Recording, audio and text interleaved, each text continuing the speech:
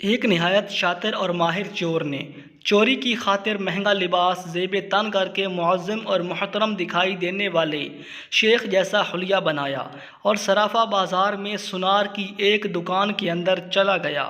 Sonar نے جب اپنی دکان میں وضع قطع سے نہایت ہی رئیس اور محترم دکھائی دینے والے شیخ کو دیکھا جس کا نورانی چہرہ چمک رہا تھا تو سونار کو ایسا لگا جیسے اس کی دکان کے بھاگ جاگ اٹھے ہوں۔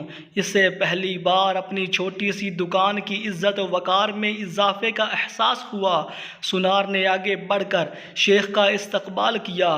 شیخ کے بحروپ میں چور نے کہا، آپ سے آج خریداری تو ضرور ہوگی، مگر اس سے پہلے بتائیں کیا آپ کے لیے ممکن ہے کہ آپ اپنی سخاوت سے ہمارے ساتھ مسجد بنانے میں حصہ ڈالیں؟ اس نیک کام میں آپ کا حصہ خواہ ایک درہم ہی کیوں نہ ہو۔ سونار نے چند درہم شیخ کے حوالے کیے ہی تھے کہ اسی اثنا میں ایک لڑکی جو در حقیقت چور کی ہم پیشہ تھی دکان میں داخل ہوئی اور سیدھی شیخ کے پاس جا کر اس کے ہاتھوں کو بوسہ دیا۔ التجائیہ لہجے میں اپنے اور اپنے اہل و عیال کے لیے خیر و برکت کی دعا کے لیے کہا۔ سونار نے جب یہ منظر دیکھا تو اس سے رہا نہ گیا اور معذرت خواہانہ لہجے میں کہنے لگا، اے محترم شیخ، لا علمی کی معافی چاہتا ہوں مگر میں نے آپ کو پہچانا نہیں۔ لڑکی نے یہ سن کر تعجب کا اظہار کیا اور سونار سے مخاطب ہو کر کہنے لگی، تم کیسے بد نصیب انسان ہو، برکت، علم، فضل اور رزق کا سبب خود چل کر تمہارے پاس آ گیا اور تم اسے پہچاننے سے قاصر ہو۔ لڑکی نے شیخ کی طرف اشارہ کرتے ہوئے کہا کہ یہ فلاں علاقے کے مشہور و معروف شیخ ہیں جنہیں خدا نے کثرت علم، دولت کی فراوانی اور ہر قسم کی دنیاوی نعمتوں سے مالا مال کر رکھا ہے۔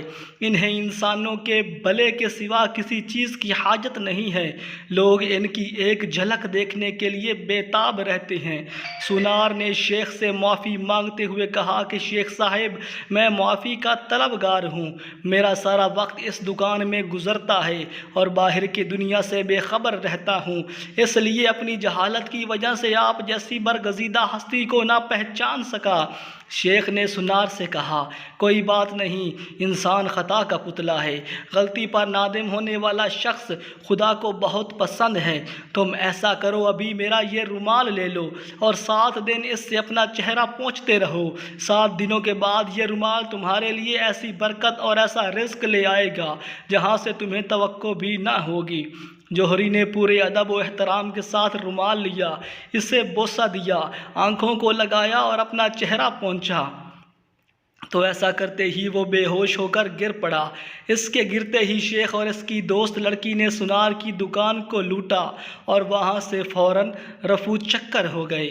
اس واقعے کو جب 4 سال گزر گئے اور سونار رو دھو کر اپنا نقصان بھول چکا تھا تو 4 سال کے بعد پولیس کی وردی میں ملبوس 2 اہلکار سونار کی دکان پر آئے۔ ان کے ساتھ وہی چور شیخ تھا جس کو ہتھ کڑیاں لگی ہوئیں۔ سونار نے اسے دیکھتے ہی پہچان لیا۔ ایک پولیس والا سونار کے پاس آ کر پوچھنے لگا، کیا آپ اس چور کو جانتے ہیں؟ کیونکہ آپ کی گواہی سے ہی قاضی اسے سزا سنا سکتا ہے۔ سونار نے کہا، کیوں نہیں، اس نے فلاں فلاں طریقہ واردات سے مجھے بے ہوش کر کے میری دکان لوٹ لی۔ پولیس والا شیخ کے پاس گیا اور اس کی ہتھ کڑی کو کھولتے ہوئے کہنے لگا، تم نے جس طرح دکان لوٹنے کا جرم کیا تھا ٹھیک اسی طرح وہ ساری کارروائی دہراؤ تاکہ ہم طریقہ واردات کو لکھ کر گواہ سمیت قاضی کے سامنے پیش کر کے تم پر فرد جرم عائد کر سکیں۔ شیخ نے بتایا کہ میں نے اس طرح داخل ہوا اور یہ کہا اور میری مددگار لڑکی آئی، اس نے فلاں فلاں بات کی، پھر میں نے رومال نکال کر دکاندار کو دیا۔ پولیس والے نے جیب سے ایک رومال نکال کر شیخ کو تھمایا۔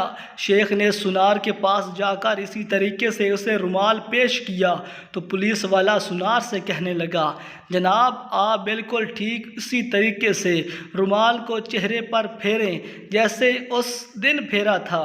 سونار نے ایسا ہی کیا اور پھر سے بے ہوش ہو گیا۔ شیخ نے اپنے دوستوں کی مدد سے دوبارہ دکان لوٹ لی جنہوں نے پولیس والوں کا بھیس بدل رکھا تھا۔ اللہ تعالیٰ سے دعا ہے کہ اللہ تعالیٰ کی ذات ہمیں ایسے چوروں سے بچائے۔ مہربانی فرما کر چینل کو سبسکرائب اور ویڈیو کو لائک کرنا کبھی بھی مت بھولیے گا۔